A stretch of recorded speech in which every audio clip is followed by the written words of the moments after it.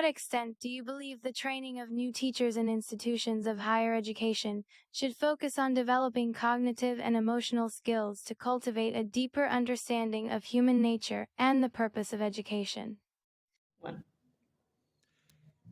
Yes, developing and understanding the cognitive and emotional skills of students should be part of the training of new teachers in universities. Why?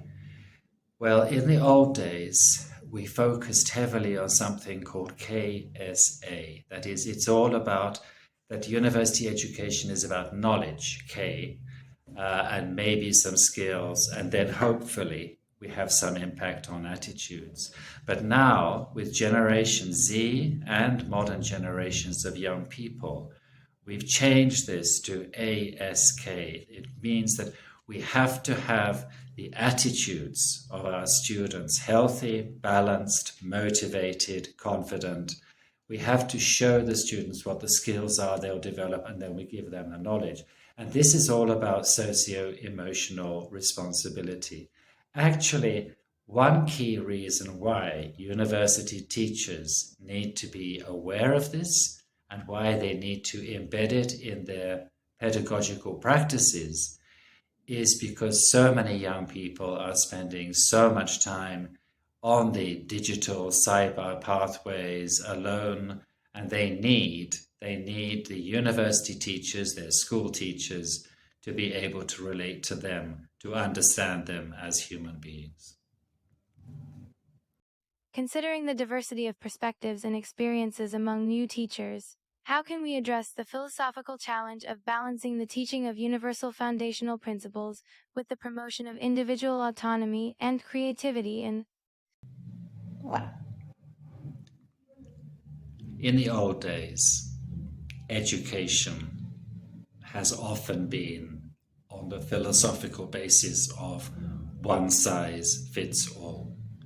Our understanding has been there's one way of measuring, for example, intelligence, IQ tests, and there's basically a set of basic standards that are monotonous and that are the same. Now, just like when we go into the forest or the countryside and we look at biodiversity, so we're looking at the significance of neurodiversity as a healthy, positive thing to develop and cultivate in university education. It's very, very hard to take 20, 30, 40 students in a course and give them personalized attention. It can be done using certain types of methodologies, and frankly, it should be done.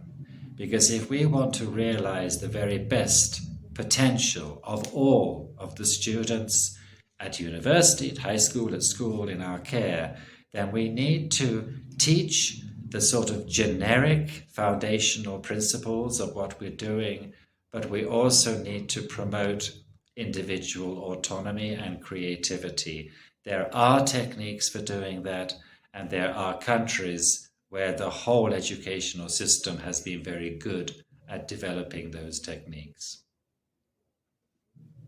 How does philosophy contribute to training new teachers in today's text-driven, globalized world? Should we emphasize teaching philosophical skills like critical thinking and ethics more than mastering specific teaching tools and techniques?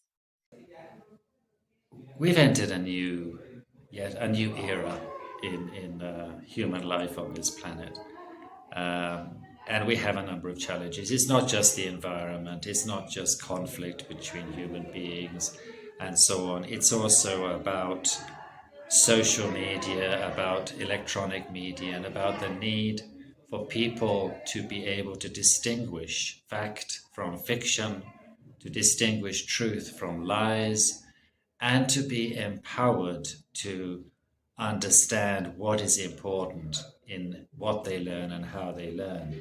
So the teaching of philosophical skills to new teachers in universities or skills is very, very important in terms of a number of key issues related to ethics, related to inclusion, related to seeing that actually people may be very different. They may not be just clever and stupid, lazy and hardworking, but they may have all sorts of talents which have to be realized and nurtured when we teach them. So critical thinking, developing student agency, developing efficacy, that's the sense of confidence that they can do things, has become a very, very important task for a teacher. If you like, the teacher has changed from being just one of the musicians in the orchestra to being the conductor of the orchestra.